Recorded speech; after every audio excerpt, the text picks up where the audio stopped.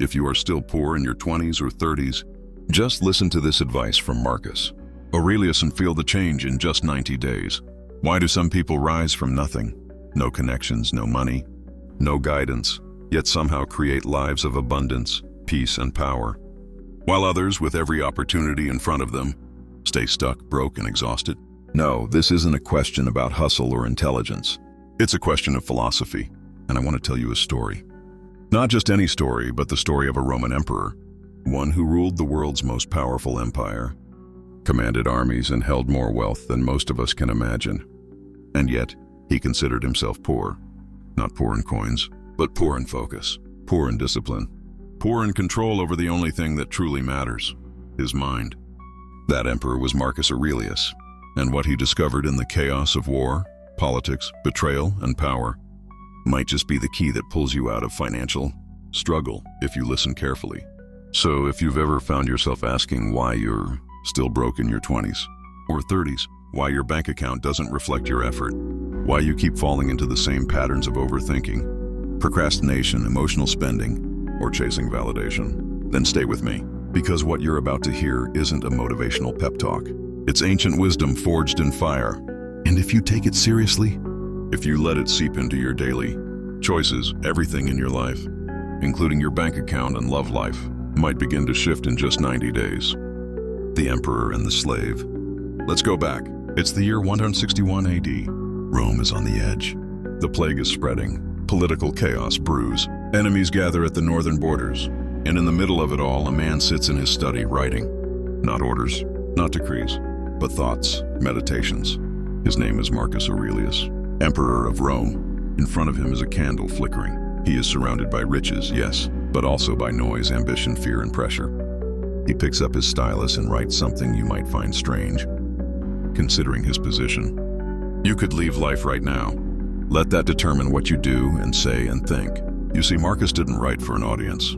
His meditations weren't meant to be published. They were notes to himself, reminders. Why? Because even the emperor needed reminders of what truly matters. And here's the first lesson he offers you. Someone trying to escape poverty, confusion, or the weight of modern life. Lesson 1. Control what you can control, ignore what you can't. You're not broke because of one bad break. You're broke, more often than not, because of your repeated focus on what's outside your control. Inflation, the job market, your parents, your ex, the economy, the government.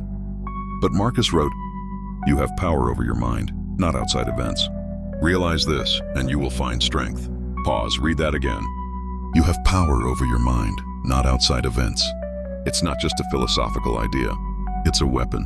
When you're broke, struggling, and your mind is scattered, it's because you've been seduced by distractions, notifications, opinions, panic, comparison, but you haven't trained your ability to return to your mind, to sit with it, to command it, to master it. Marcus believed that this mastery over your thoughts was the only true wealth. Because if you can control your impulses, you stop spending emotionally. If you can master your reactions, you stop burning bridges in frustration. If you can focus deeply, you become rare, and rare is valuable in every economy. A modern mirror. Now I want you to meet someone. His name is Elijah. Elijah is 29. Grew up in a rough neighborhood. No father. Dropped out of college. Works 2 jobs. Always tired. Always in survival mode.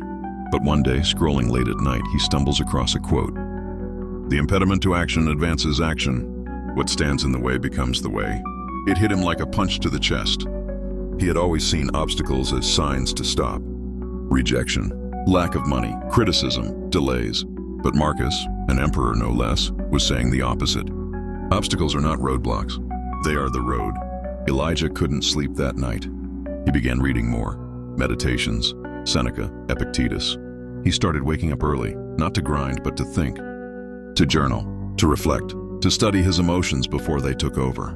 3 months later, he started a small service business. Not because he thought he would get rich quick, but because he realized something. Nobody controls his effort but him. He started slow, made mistakes, got embarrassed, but he didn't stop. 90 days in, he had a small client base. 6 months in, he quit one of his jobs. 1 year later, he was making triple what he made before. Not because of Marcus Aurelius, but because he finally learned how to think like him. Lesson 2. Focus on the inner scorecard. Most people in their 20s and 30s are addicted to external approval. You chase likes, status, applause, comparison. But Marcus warned against this. It never ceases to amaze me. We all love ourselves more than other people, but care more about their opinions than our own. If you're broke, this mindset will keep you there, because every time you try to move forward, start a new business, apply for a new job, take a risk, you'll hear a voice. What will they think? And that voice will stop you cold. Marcus taught that the only opinion that matters is your inner judge, your character, your values, your discipline. He didn't need applause, he ruled Rome. You don't need it either. If you build your life around your values, you'll begin to attract the right kind of people and opportunities, especially in love. Because guess what's attractive? Stillness, focus, self-respect.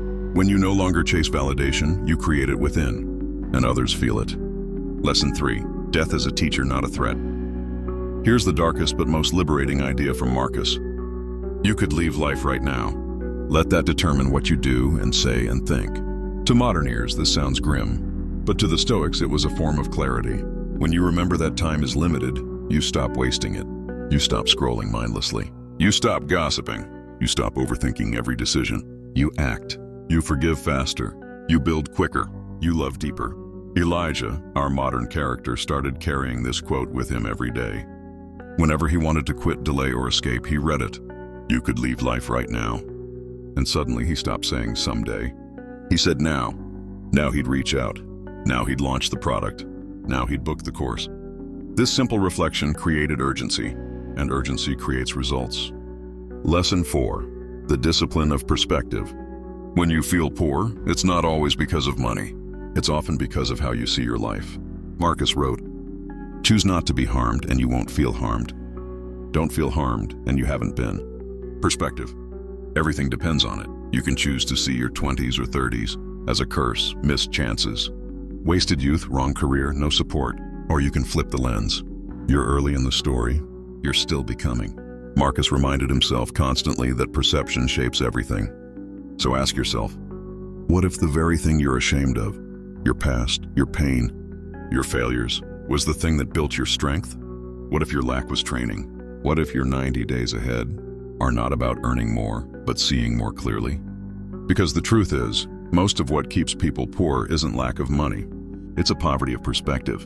And the cure begins with awareness. Closing this chapter, we're only getting started. You've now seen just a glimpse of how one man's ancient thoughts, written in solitude, never meant for public eyes, can completely shift the way you approach money, love, and life. And this is just part 1. Next, we'll dive deeper into how Marcus used routine to build discipline, how he handled betrayal and doubt, and how you can translate his practices into daily habits that quietly but powerfully transform your world. But for now, reflect on this.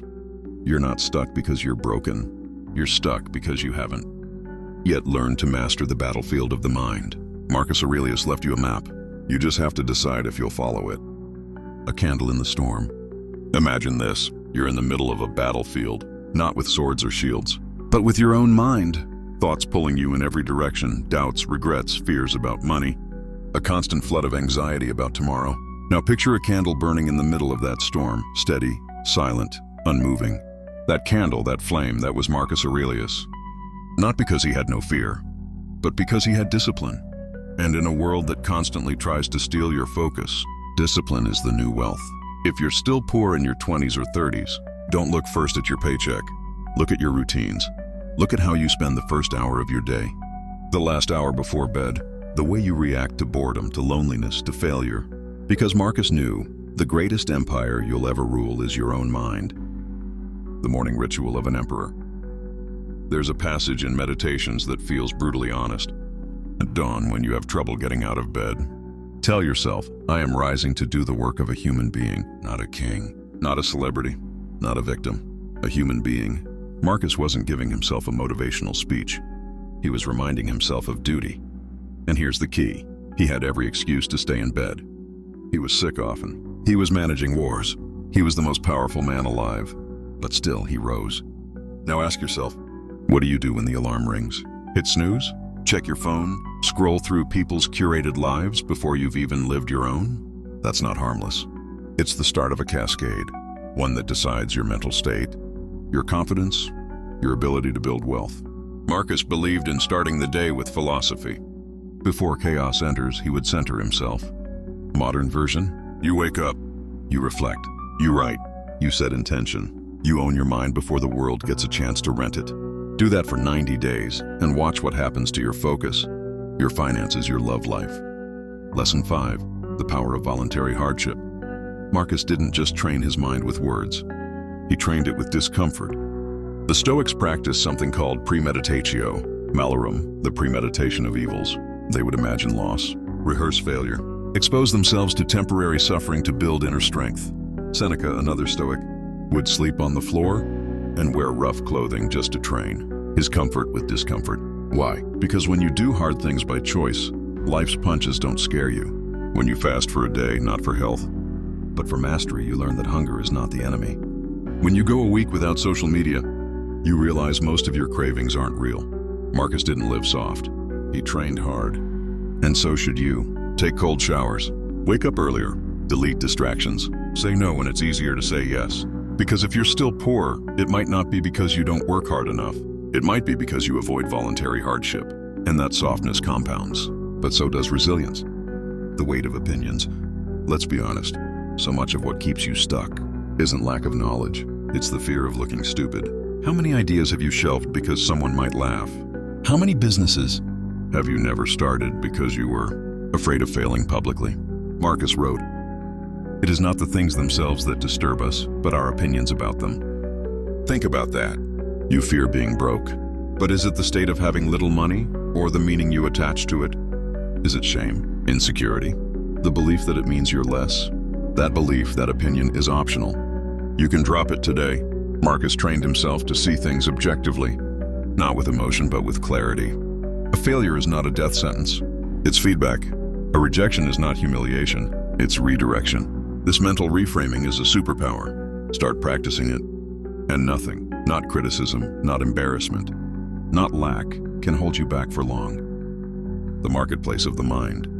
Marcus spent time in the Roman Forum, the heart of the empire's politics and economy. He watched as merchants argued, beggars pleaded, philosophers debated, and he realized something. Everyone is trading, not just money, but time, attention, energy. In your world today, that marketplace is digital. Every time you open your phone, someone is making a trade with you. They want your focus, your opinion, your emotional reaction. Marcus would have warned us.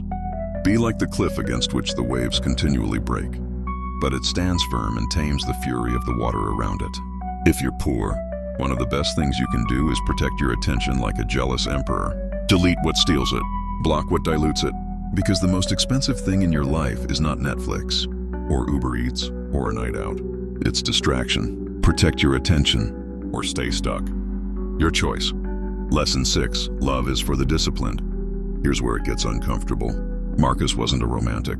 He believed that love, real love, is not just passion. It's discipline. If you're still broke, chances are your relationships have reflected that struggle. Chaos in your bank account often mirrors chaos in your dating life. Why? Because emotional chaos breeds attraction to emotional chaos. Marcus would say, "The best revenge is to be unlike him who performed the injury." Translation: you want better love? Become better, not bitter. Stop blaming. Stop chasing. Stop waiting. Build peace within. Set standards. Live by them. When you do this, something wild happens. You start attracting people, not to your looks or charm, but to your energy. Still, confident, grounded. That's magnetic. That's rare, and it begins with Stoic self-respect. Elijah's turning point. Let's go back to Elijah, the 29-year-old we met in part 1. At this point in his journey, he's 3 months into studying Stoic philosophy. He's started waking up early, journaling, reading meditations. He's launched a side hustle. But then life hits. His mother gets sick. His girlfriend leaves. A client refuses to pay. The old Elijah would have spiraled, quit, blamed life, drowned in resentment. But now, he returns to the page. He writes down the words he's memorized from Marcus. If you are distressed by anything external, the pain is not due to the thing itself, but to your estimate of it, and this you have the power to revoke at any moment. He breathes. He doesn't escape. He engages. And through that pain, He discovers a new level of himself. Not tougher, clearer. Lesson 7, choose to be the student of every moment. The Stoics weren't above pain. They just used it. Marcus wrote, "Look well into thyself. There is a source of strength which will always spring up if thou wilt always look." When things fall apart, most people ask, "Why me?" The Stoic asks, "What is this trying to teach me?" This is the shift. You don't get rich by avoiding mistakes. You get rich by minding them, by learning fast, by staying curious, by owning your part. Every day is a classroom. Every person is a teacher. Every failure is a lesson, but only if you choose to see it that way. End of part 2, returning to the fire. So here we are. We've now stepped deeper into Marcus's world. Not just the words he wrote, but the life he lived. A life of discipline, perspective, voluntary hardship, reflection. This isn't ancient fluff. It's a manual. And if you use it, your next 90 days won't just look different. You will be different. In part 3, we'll explore how Marcus faced betrayal, led with humility, and found meaning in service, not status. And you'll discover how applying those same principles can unlock doors you didn't even know existed, financially, emotionally, spiritually. But for now, remember this. You don't rise by accident. You rise by philosophy and motion. With that said, thanks for watching, and until next time.